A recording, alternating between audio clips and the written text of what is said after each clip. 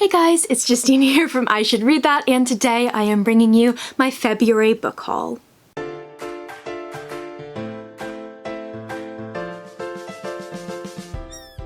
I got a lot of really good stuff in the month of February, lots of stuff that was generally sent by publishers and an author, and I also picked up a few new books as well. So I have 14 books to show you here, and yeah, they're kind of not really a huge range of things. It's a lot of fantasy, but we have a little bit of sci-fi. We have a post-apocalyptic book.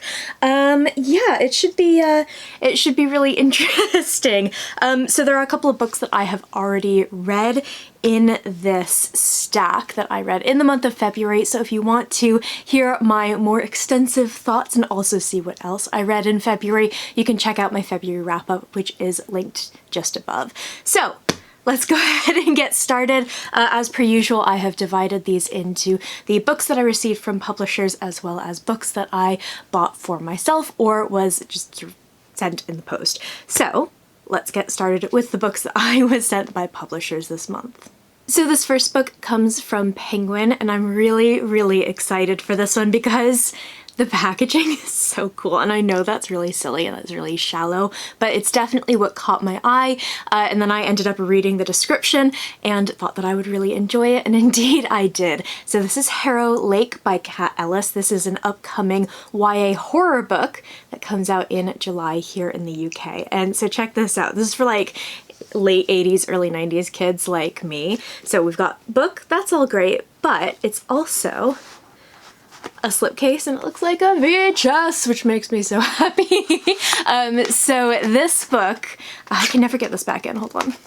There we go. So this book follows a character named Lola, and she is the daughter of a very famous horror film director, and his most famous film is this movie called Nightjar, which is where he met his wife, who's also Lola's mother, although she has run off in the past. We don't know where she is or where she's gone, but she's just out of their lives. So he ends up getting attacked in their flat and can't take care of her. He's a single dad, so she gets packed off to go to Harrow Lake, which is her mother's hometown and also where they shot the Nightjar.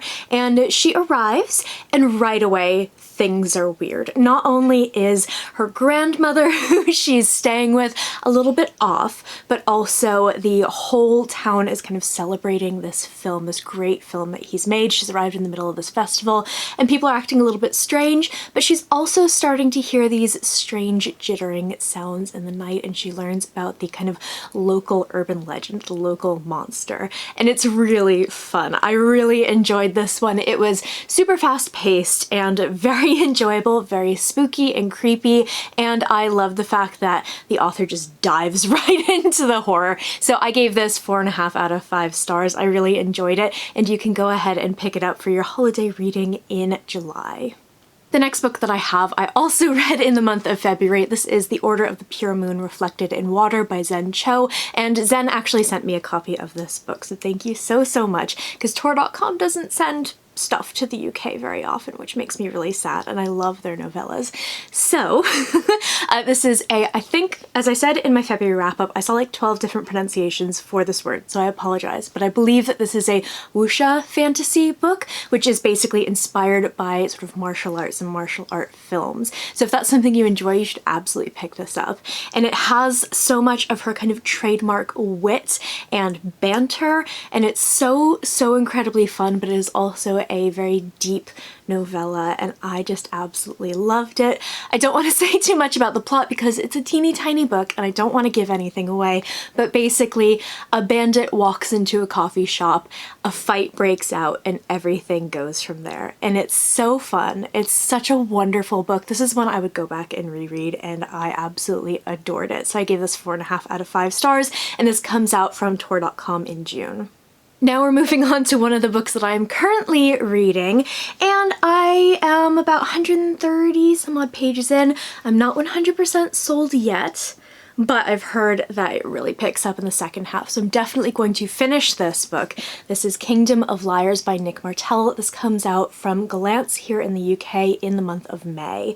So this book follows a character named Michael Kingman, and at the very beginning of the book, he is on trial for murdering the king, and it kind of flashes back to what led up to these events. And the important thing to know about Michael is that he comes from this very ancient and aristocratic family, and his father was best friends with the king. However, his father was executed for treason when he murdered the king's 9-year-old son. So something is kind of running in this family. So he's going back and he's describing sort of the downfall of his family, how they are surviving after this huge fall from grace, and also this kind of, I'm not far enough to really understand what's going on yet, but this kind of magic that is used in this kingdom that steals memories and people become forgotten. So he has this sort of hole in his memory and he's trying to figure out what happened, and he thinks that it has to do with his father's crimes. So I am sort of in the middle-ish in terms of how I'm feeling about this at the moment.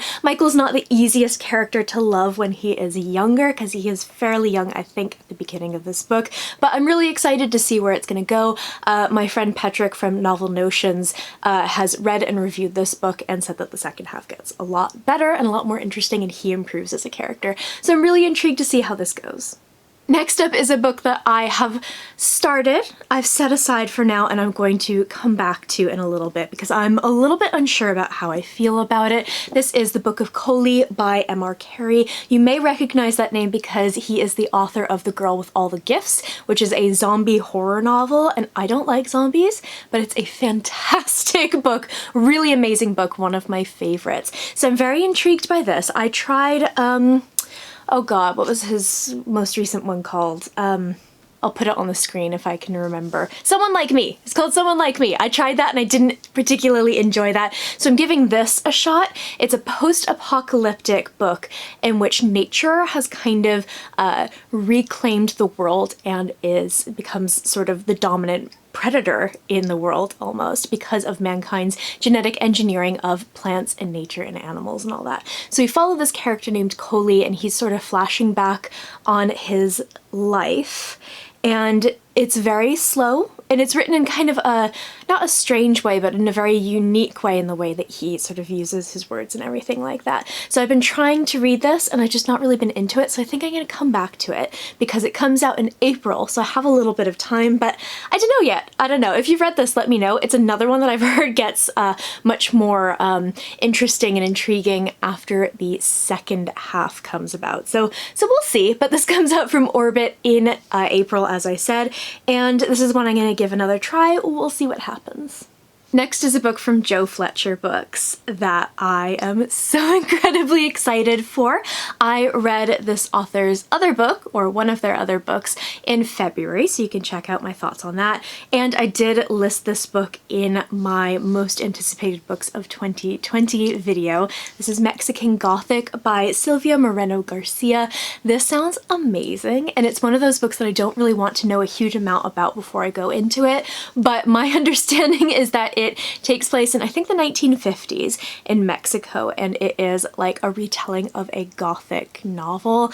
We have our main character who has to go find her sister because her sister believes that, I think she's being poisoned, someone's trying to kill her, and it's a fantasy book. I think it's going to have a lot of the really lovely fantasy elements and hopefully some of the Mexican mythology from Gods of Jade and Shadow, which I really enjoyed.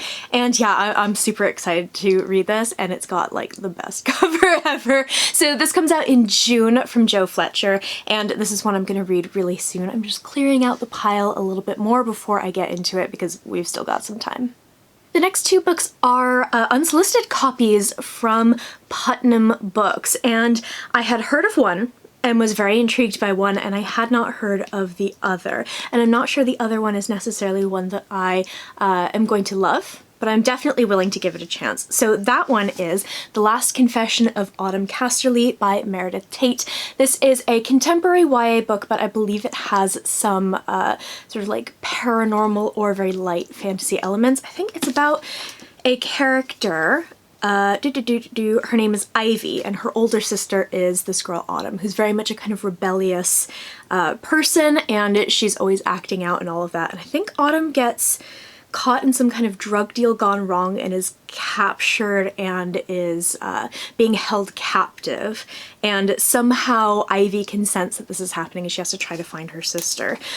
I don't know if this is one I'm going to enjoy. It sounds really dark, and I usually do really enjoy dark books, but I know that this is a book that tackles things like rape culture, and I don't think I have the patience for that right now. I think it's just going to make me really mad. But this is one I am going to keep on my shelf and see if it is something that I am interested in picking up later, because right now I'm really enjoying the contemporary books that have fantasy elements in them. So we'll see how this goes. It's not going to be one I pick up for a while, I don't think. This is out now, by the way, so if this sounds interesting to you, you should definitely pick it up and let me know what you thought if you have read it, because it's one that I feel could work really well for me, or just will absolutely be not the thing for me. So we'll see. I would love to hear what you think though if you've read it. So the second book that I have from Putnam is The Vanishing Deep by Astrid Schuldt. She wrote a book called For Dead Queens, which came out, I think, either last year or the year before. It was her debut novel, and this is her follow-up. Both, I believe, are standalones. They're not related in any way. So this sounds really intriguing because it sounds kind of like a sci-fi book. I'm not sure if it takes place in kind of our future or just sort of on a different planet or whatever, but basically you follow a character named Tempe, and she's born in this kind of world covered in water. So she spends her day diving and kind of scrounging the ruins of a bygone era for anything of value. And she manages to have her sister resurrected from the dead on this island called Palindromena. The dearly departed can briefly be resurrected for a steep price. So she pays this price and she has her sister revived. However, her sister has other plans and does not want to spend her, few remaining hours atoning for a crime that she didn't commit. So she convinces her sister to break her out of this facility that she's in, and they go on the run. It sounds really interesting. It sounds like maybe just from the back description, it sounds like it's a little all over the place. I'm sure it's much more straightforward than that. But this does sound really intriguing. I'm very curious about this. This is another one because I believe it's out now or out very soon. If you read it, let me know what you thought. Then we have a hugely anticipated book for me. I'm so excited, even though I need to catch up on the series before I can read the conclusion. This is The Light of Impossible Stars by Gareth L. Powell. This came out in February from Titan Books.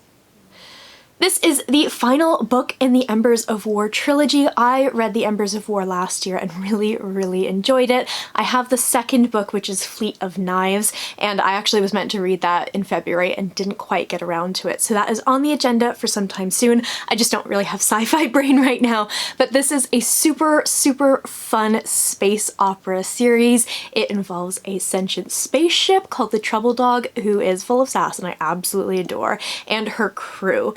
So the first book is very much kind of a rescue mission gone wrong, and things happen, and I know the second book sort of directly leads on from that and the consequences of the thing that happens. I don't know anything about this one because it's the third book. I haven't read the second book, but I'm very, very excited. I really enjoy his writing, and I really like him as a person, so I was very, very happy to get my hands on this. And the last book from publishers that I have also comes from Orbit Books, and this is There Will Come a Darkness by Katie Rose Poole. I think this is another one of those books where they're advertising it as an adult book in the UK, but it is considered a YA book in the US. Just fun fact, apparently the UK does that a lot. But this is the UK version. It came out in early March, and it's one I'm very intrigued by. And one of the reasons for that is because the copy on the back is so super vague. So basically we have this fantasy world in which there were many prophets doing the prophecy thing, and then all the prophets died out or disappeared, but they had one final prophecy saying that there was going to be another prophet coming. And that's really all I know. That sounds great. Super intriguing. I've heard good things about this book. I much prefer this cover to the US one. I have to admit, I'd be much more likely to pick this up in a shop, which is definitely a good thing for me because I have this one. And I don't know anything about this book. I know nothing about this, and it sounds really, really intriguing. Another one, if you read it, let me know, because I think the US version came out last year. Okay, so now we're moving on to the books that I picked up for myself this month, starting with the ones that I have already read. The first one being Come Tumbling Down by Shauna McGuire. Again, I talk about this in my February wrap-up. This is the 5th book in the Wayward Children series, and I worry that for me, maybe this series is getting a little bit stale. I love the first book. And I love the 4th one, the most recent one before this. But this is the 3rd one out of 5 that deals with Jack and Jill as sort of the main or main-ish characters. And I'm getting real bored of them, and I really hope she decides to do something different with the next one. I think that part of my problem with this is that I just don't enjoy the moors, which is the world in which this is set. All of this will make sense if you have read these books. If not, bear with me for a little bit. I don't really like the moors as a setting. I just don't find it intriguing. It doesn't click with my head. So this being the 2nd one that's set in the moors just didn't really do much for me. But I do know a lot of people who have loved this addition to the series. If you've not read this series, some of it's wonderful, some of it's okay, and some of it's not great. It's a very mixed bag for me, but I know a lot of people who just love every single book. So I don't know. I'm gonna reserve judgment until I read the 6th one, and we'll see what I think about the series, but that was really rambly, I'm sorry. Okay, getting myself back on track. The next book that I have, I actually picked up a special edition of a book that I already own because, as you may know, The Bone Shifts was tied for my #1 book of 2019, and this is the, oh god, what's the name of the shop? I can't remember the name of the bookstore, but there's a bookstore, I think in Canada, that does these really beautiful limited edition runs of certain books. So this is a run of 300. I have number 293 of 300. It's signed by RJ, and it's a hardback, and this wasn't released in hardback in the UK, so I really wanted to get my hands on this. I love this book. It's beautiful. Check out my best books of 2019 video to hear me ramble on about how much I loved it, but I just adore this. So I couldn't pass up the opportunity to get a really lovely hardback special edition of it. The next book that I have is, I think, one that was on my most anticipated of 2020 list. This is historical fiction, and I'm really excited to eventually read it. I've given it a try, but it wasn't right for me at the time. This is The Mercies by Kieran Millwood Hargrave. She is, I think, best known for writing children's books, really wonderful children's books that I love, and she's also written a YA book recently, but this is her first adult novel. It's historical fiction, and it sounds amazing, but it sounds like kind of a book that I need to pick up at the right time. So basically it takes place, I think, in the 17th century on an island off the coast of Norway, and while the men of this kind of fishing village go out to sea to do their fishing thing, a huge storm sweeps in and they're all lost at sea. So this island is basically populated only by women. There are a couple of children and a couple of old men, but there's no sort of men of a working age on this island anymore. So they have to go and survive, and somehow someone catches wind of the fact that there are no men on this island, and I believe a preacher or missionary type is sent to the island to kind of rein these women in, and I know that it is based on a very real witch trial that happened. So this sounds amazing. I'm really excited to read it, but again, it is something that I need to pick up at the right time for me, so we'll see. The next book that I have is another historical fiction book, and it is by an author whose debut I really, really enjoyed last year. This is The Foundling by Stacey Halls. She wrote The Familiars, which is all about the Lancashire witch trials. Highly recommended if you are interested in historical fiction. But this one sounds very intriguing as well. I don't know a huge amount about it. I just knew that it was one of her books, so I wanted to pick it up. But basically, we follow a woman who sort of leaves her illegitimate child at this hospital. I think it's London's Foundling Hospital, and Bess, this woman, returns to reclaim this child, and she learns that she has already claimed the girl. Someone has come in claiming to be her and taken her daughter away, so she has to go find out what happened to her. It sounds very intriguing. This sounds like it could have like some shades of Laura Purcell to it, which is very exciting to me, and I think that this is going to be a really great read. I loved The Familiars so much. It was a really fantastic book, so I have very high hopes for this one. Next up is Made Things by Adrian Tchaikovsky. This is a novella that he published last year with, I think, Tor. Yeah, Tor.com, and he's one of my favorite authors, so I just picked up his latest book. But I believe this is a fantasy novella that takes place in a kind of fantasy city, and we follow a thief, and she has this ability to kind of make these puppets and bring them to life, and they help her out with her crimes, and they don't really trust each other, but they have to work together. That's basically all I know. Super excited for this. I just really like his books, so yeah, I picked it up. And last but not least was actually a gift from my Amazon wishlist, which was so incredibly kind. This is Thin Air by Michelle Paver. A huge shout out to Lauren who sent me a copy of this book.